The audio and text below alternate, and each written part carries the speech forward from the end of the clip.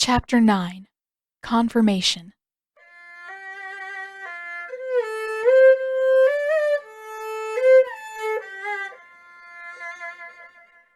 Zuko's mouth is dry. That's the first thing he's aware of.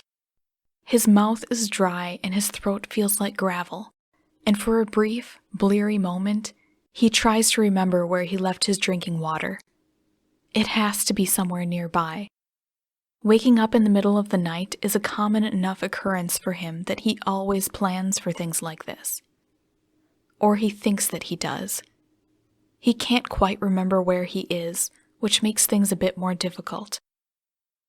His eyes open just a slit, and when the light hits him, 100 other sensations strike at once. Pain mostly. It hurts to blink, to breathe, to think. Zuko's head spins and the edges of his vision flicker and blur into darkness until all he can see is an amorphous smattering of grays and browns overhead.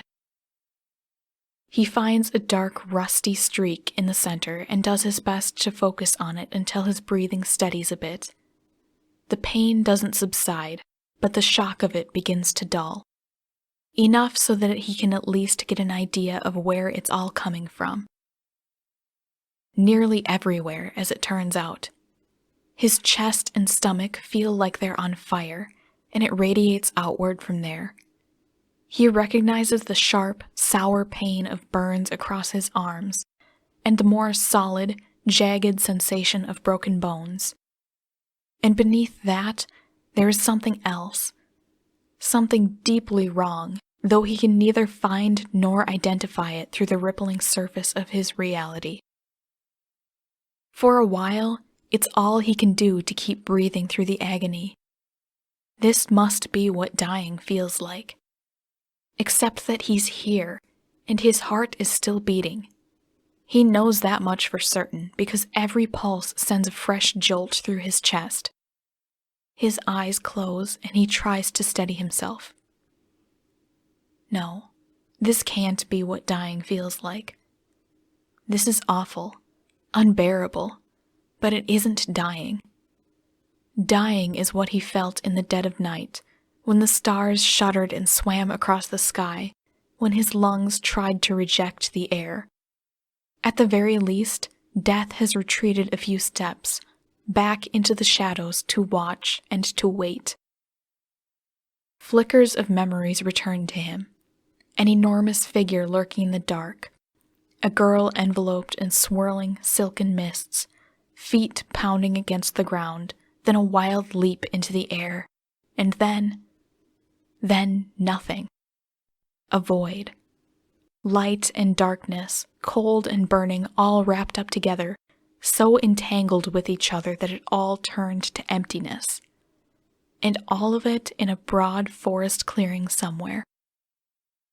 When he manages to open his eyes again, the forest clearing is still missing. He can't even see the sky. Though his eyes struggle to focus, he thinks the wash of mottled gray and brown above him looks like stone. A cave? Is that where he is? How? He can't remember anything after the darkened meadow, and through the haze that fills his mind, he can think of no way that he could have moved here. Wherever here is. Unless he tries to raise his head. His vision erupts in a burst of colors and he falls back again. He would be screaming if his throat weren't so dry, and as it is, the pain leaves him retching. He didn't make it here by himself. That much is clear. He won't be leaving here on his own either. Not unless things change. Unless everything changes, and he somehow recovers from whatever is wrong with him. But that doesn't seem possible. He doesn't have to know how this happened. He doesn't have to know everything that's broken. He can tell that it's too much. He can feel each and every injury crying out, sapping his limited strength until even opening his eyes seems like too much effort. He's going to die, he thinks. He is alone, and in a matter of days, either his injuries or the thirst will get the best of him. No one will ever know the difference. His eyes seal themselves shut, and Zuko lets his head loll to the side. He doesn't want to die. He doesn't want to be forgotten.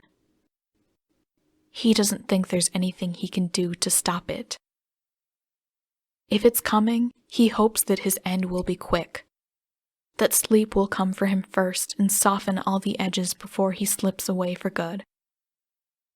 That someone, someday, might remember him and miss him at least a little. As his consciousness begins to flicker, he briefly wonders how he ended up here.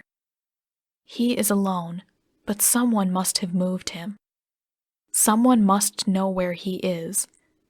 Maybe if he's lucky, someone will find him when this is all over. He certainly can't expect anything more than that. But before the world fades entirely to blackness, he remembers the hazy figure gliding down a street again. He remembers the veil trailing behind her, and a shadow rising from cover to pursue her. His mind replays the blast again, but this time another flash follows. This time, he remembers a blurred face hovering over him, streaked with red and lit by an unearthly bluish glow. He remembers someone telling him about a spirit who only visited in the dead of night. A spirit helping and healing. Something about that sounds familiar. Is she the one who moved him?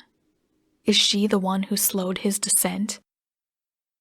The last of his consciousness begins to slip through his fingers, and he hopes with all he has left that she might be real.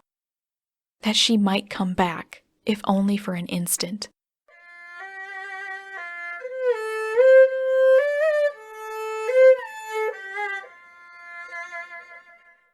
For a long time, Katara can't stop shaking. It's nearly daybreak by the time she arrives back at camp, the dirt-packed section of her robes draped over her arm.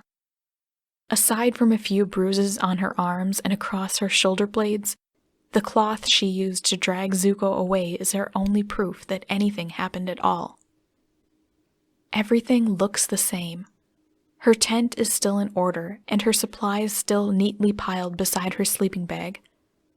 Appa opens one enormous eye at the sound of her footsteps, then closes it again, tucking his front paws underneath his chin. Momo is already searching the ground for bugs, and he scampers up to greet her, then clambers onto her head. Nothing has changed. Not here. Not really. The prickling sensation on the back of her neck has subsided, and the air feels lighter somehow, but nothing else is different. Only her. She's only been gone a few hours, and yet everything feels foreign to her. She clutches the cloth tight against her chest and huddles into Appa's dense fur. It should feel foreign, she supposes. Someone was watching her all along. For days, probably. Just waiting for an opportunity to do something. To hurt her. To leave her broken and dying alone in the forest, just like Zuko. Or worse. She almost didn't make it back this time. She could have died. If not for Zuko's intervention, she would have died. She can't bring herself to care about the dirt as she buries her face into the spare section of cloth. She would have died, and if the man who attacked her is any indication, there would have been nothing left. Sokka, Dad, Aang, and Toph, they never would have found her. They would miss her forever and never know what happened.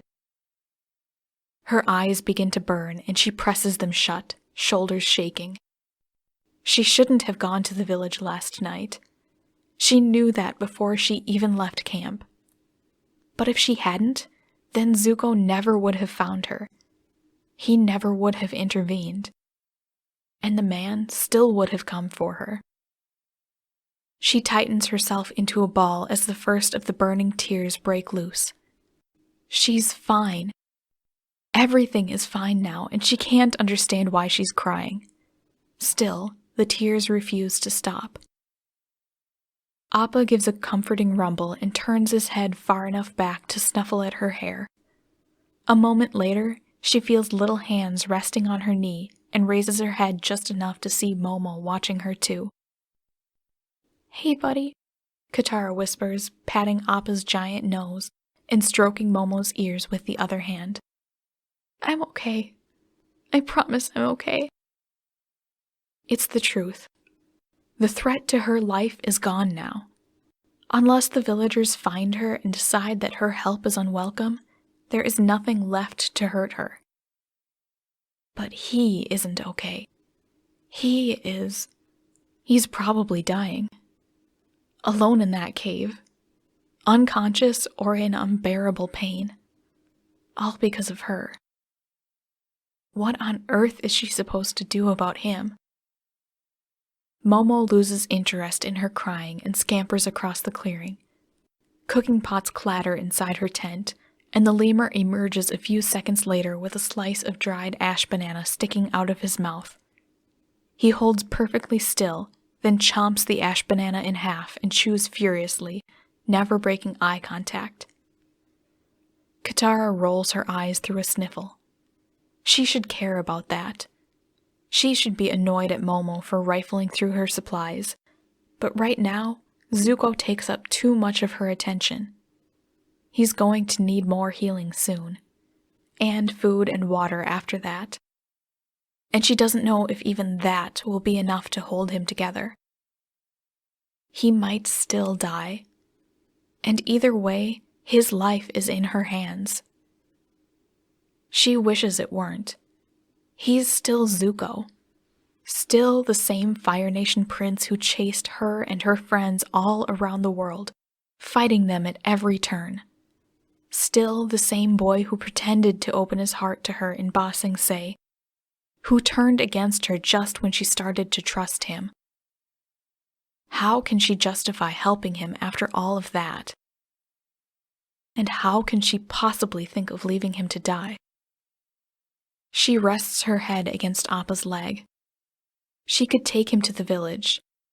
They're his people. They would look after him. The trouble is that they might not be able to do enough.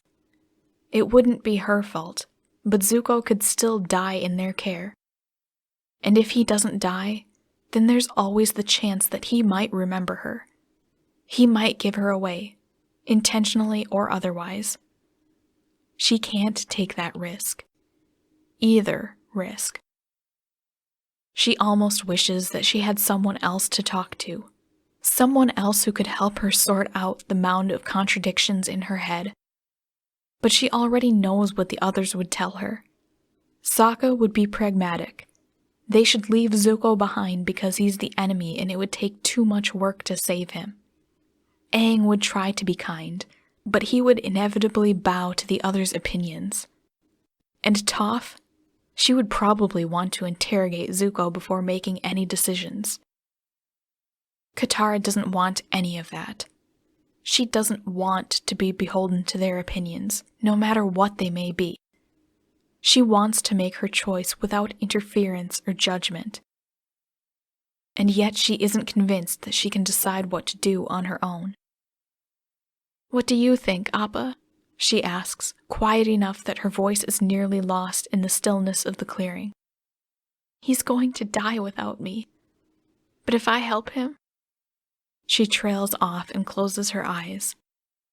"Why should I help him? After everything he's done, I can't..." She can't make a fool of herself again. She can't trust him after everything he's done. But now, everything he's done includes saving Katara. Doesn't that mean something? He didn't know who he was protecting, but he did it all the same. Katara would have done the same. Or she would have come close. She might not have leapt onto an attacker's back, but she would have helped. So would a lot of people. But there's a difference between helping the way Katara and the boy in the village have been, and what Zuko did last night. Wait. She sits perfectly straight, perfectly still. The boy who's been helping the village, he's supposed to be from the capital. She knows that he's strong and determined, and really nothing else. But any one of those things could be Zuko.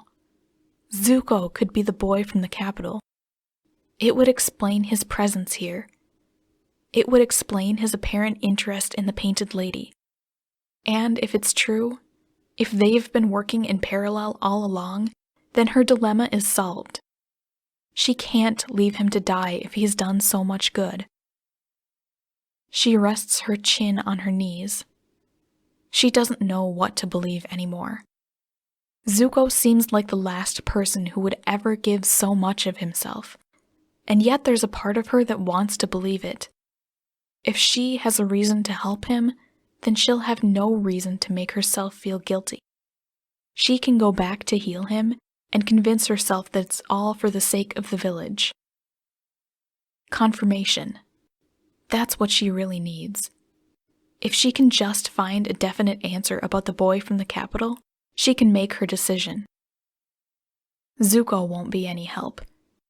Even if he is lucid enough to tell her anything useful, she can't trust him to tell the truth. But the villagers, on the other hand, they have no reason to lie to her. Not if she's careful.